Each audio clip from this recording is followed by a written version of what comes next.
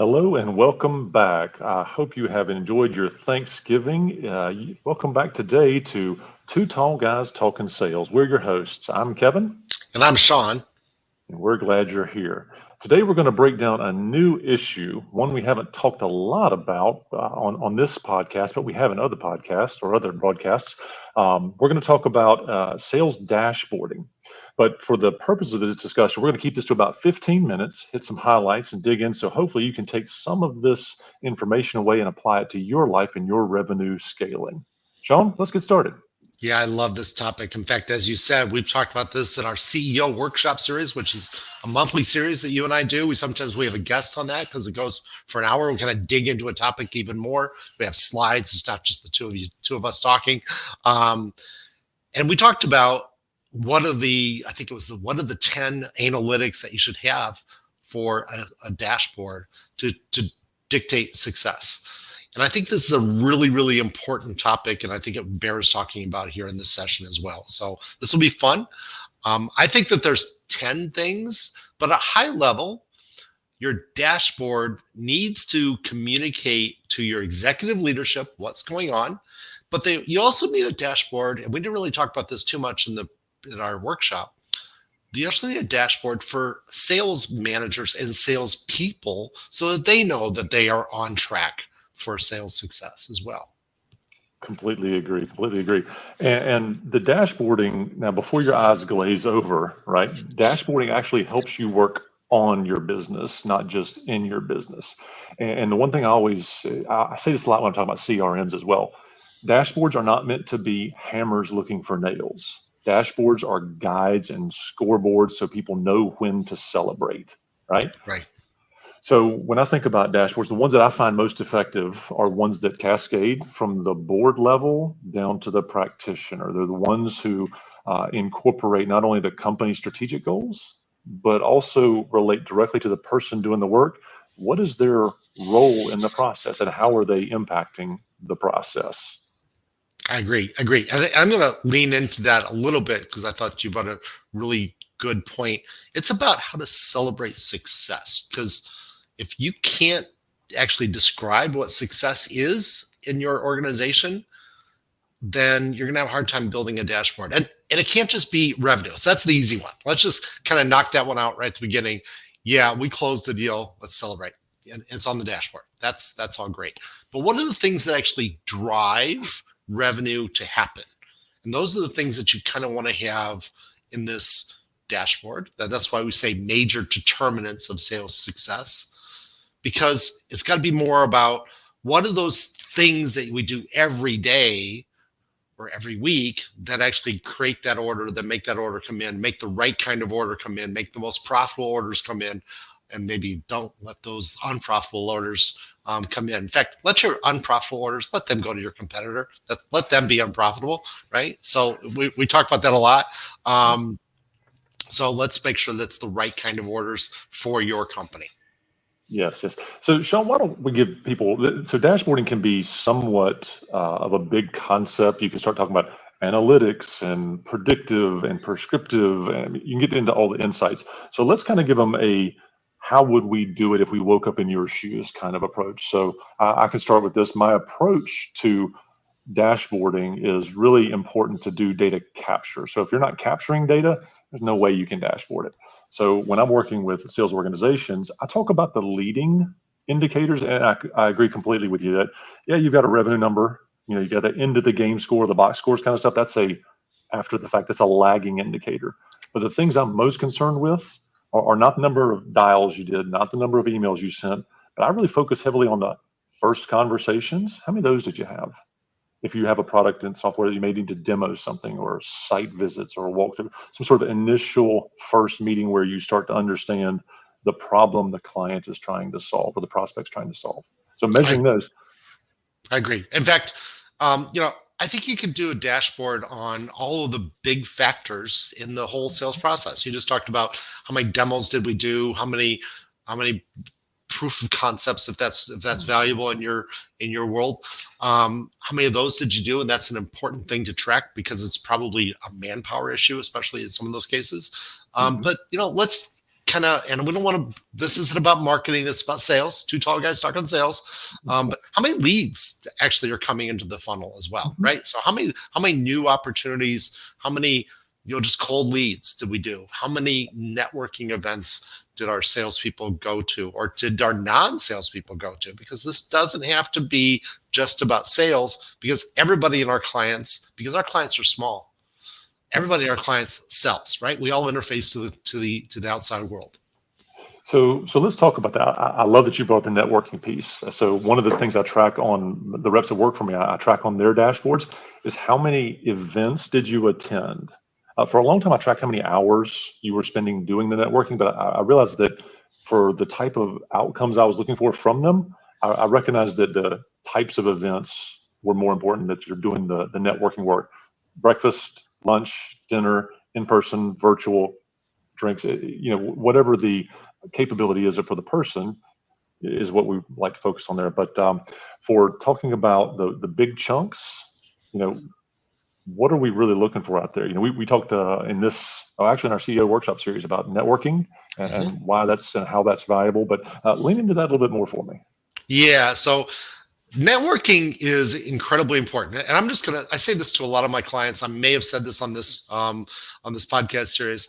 When was the last time that you heard your phone ring, you looked at it and said, gee, I don't know who that number is, right? So I just got the phone number came across, but I'm going to take it anyway. And I'm going to put it up to my ear and I'm going to have a conversation with whoever is on the other side.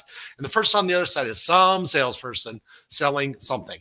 And you said, wow, that is exactly solves my problem. That's exactly what I've been looking for. When can you come in and talk to me about this? Because I want to learn more. When was the last time you heard that? Right? I know for me, I don't even answer my phone. If I don't know who you are, that's what voicemail was made for. So I don't even answer my phone. It's going to go to voicemail. I'll listen to your voicemail. I'll call you back if it's somebody that I really want to talk to. So I don't really care about cold calls because I don't think it works very well. Networking, however, is really important. So if I get a message from Kevin and Kevin says, hey, Sean, I really think you should meet so-and-so because they have a really cool thing that could add value to your business, I'm going to pay attention to that. I trust Kevin. I trust Kevin a lot. I do these sessions with him. So if Kevin says this is a good thing, then I'm going to reach out. So that networking, that is the way to really grow your business in today's economy when everybody's got a cell phone that can see what that phone number is. It's not like I get that old phone. I wish I kind of still had one on my desk sometimes. That old phone sitting on my desk and it just rang. The kind that you had to spin the dial, right? So don't have that anymore. And because of that, networking is the way we actually meet people and introduce new products to our customers. Yeah. So the fun part of this is tying the networking behavior to the dashboarding, because you can't, stick a GoPro on your shoulder and walk into a networking meeting. I mean, I guess you could, but in reality, that and then putting that information into your CRM or some repository that allows you to dashboard is a challenge. There's a disconnect there. So best practices for capturing that comes down to good data capture. So when you got good data capture and you're following up from every networking meeting, hey, great to meet you. Would like to schedule a one-to-one with you. That is a touch. It's an email. It's not cold. It's warm. You've got someone who's opted into attending a networking event. Then we get that dashboard view, because the topic of this discussion is dashboarding views into the major determinants of sales success. Because when it comes to B2B selling, it's all about the relationship. Yeah, so let's lean into that just a second. So we talked about dashboarding for success. So let's say there's a networking event that you go to on a regular basis, and you look in your CRM system and you set it up appropriately that you actually are tracking, how did I find this person? What was the source of that person? Your marketing person, by the way, wants you to do that. So I look and I do a search and I notice that there are no new opportunities that come because of this event. Now, there's a chance that that event is not a customer event, so they're not going to be customers there. But you can't make a second, third level node connection on, because I went to this event, I met this customer. If you can't do that, then you got to do well, why are we going to this event? Why are we spending money on this? Because time is money. Why are we doing that? So that's a major determinant to sales success. And on the flip side, you say, you know what? Every time we go to the Chamber of Commerce meeting, this particular Chamber of Commerce, every time we go to this one, we find people and they're helpful and we find customers. So that should be tracked in your CRM system as well. So tracking that is a major determinant of, let's do more of that. Let's experiment with more chambers of commerce or B&B groups or whatever the case may be that actually helps you drive revenue. Yes, you got to find that determinant, right? The determinant of sales success. So, fast forwarding through other dashboards and graphics, it's important to say that, hey, when we're quoting to a prospective new client or someone we've been quoting to a lot of, what if our hit rate is very, very low on our quotes? We need to know that. Understanding your hit rate percentage on a client or a relationship or something. Understanding that when you get a prospect to a certain stage, your chances of winning either greatly increase, or if it's time, greatly decrease. Right? Yes. When a customer's hot and you've proposed and you've given them proof of concept, and it's been 2 weeks since you've met them and 3 days since you've talked to them, you have a much higher probability of closing that opportunity than not. But when it goes a month of reschedules, no callbacks, no emails, your probability of winning, that deal aging is much, much lower now on percentages. So this is how data informs the major determinants of your sales success. So if you're not capturing these things, you're probably leaving some money on the table, or you're expending effort on dead deals. Exactly. Yeah. So I do this analysis with my clients all the time. It's like, okay, we did a proof of value, proof of concept, whatever your terminology is, some kind of proof event, validation event. How many times do we close afterwards? Well, if we didn't close enough of those afterwards, then maybe we should do more before that proof event so that we can eliminate some of those prospects that aren't good prospects, right? We should qualify better. We should dig, or maybe we just need to know more about that client before we do the proof. And so let's figure that out. And all that stuff happens because we've got a dashboard. It becomes kind of obvious to do it. Another one that I like to talk about is, salespeople do need a little guidance. This is where the salesperson dashboard makes sense. CEO can have this as well on his dashboard. And that is, how long has it been since you talked to Joe? How long has it been since you talked to Sean or Kevin, right? So if you haven't talked to somebody in 60, 90 days, are they really thinking about you? Are they really thinking, yeah, that that's the product for me. I'm just not talking to him. I'm going to talk to him in a year. Yeah. You know what? If you haven't talked to somebody in a year, then you haven't talked to anybody. Yeah, it's just, you got to start over. Exactly right. So having a dashboard analytic that actually tracks how many times when was the last time we had a communication with that client, with that prospect?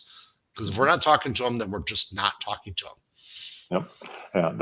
That kind of data, when you're memorializing it, will actually, there's enough intelligence built into CRMs now. Well, they'll actually tell you, when was the last time you talked to this person, and it'll call it out and put it on your schedule for you. So you'll be doing yourself a favor to be a better steward of your data. So, well, exactly. Sean, we're getting close to the time here. So I want to be good managers of our own time and making sure we're getting on to the next Tuesday. Why don't you wrap us up? Yeah, so hopefully this was good. We did not give you enough information in this session to build a dashboard. I'm sorry, I can't do it in 15 minutes. Please check out our CEO workshop that we did on that subject. They'll give you a little bit more information. It's an hour long. I think it went the full hour too, if I remember correctly. So we'll put that link in the notes somewhere. So, but please check that out. But please come back. We do these every Tuesday. We put these out at 4:30 every Tuesday. And we really do want you to get value out of these. And we want to talk about subjects that are unique to you, that would add value to your life and to your sales success. So if you have questions, you have concerns, if things come up, we have a list of questions that we've gathered from our clients over the years that they're working through right now. But we really want to talk about what your issues are. So please do us a favor, drop us a note, either Kevin or Sean. We're always on LinkedIn. You can find us, or put it down in the chat, and we'll catch it there. So we're right at 15 minutes, a few seconds over. So I'm going to wrap up here. Kevin, thank you for this. This is a lot of fun. Thank you for joining me on this. This was fun. Good stuff. Happy selling. Thank you very much.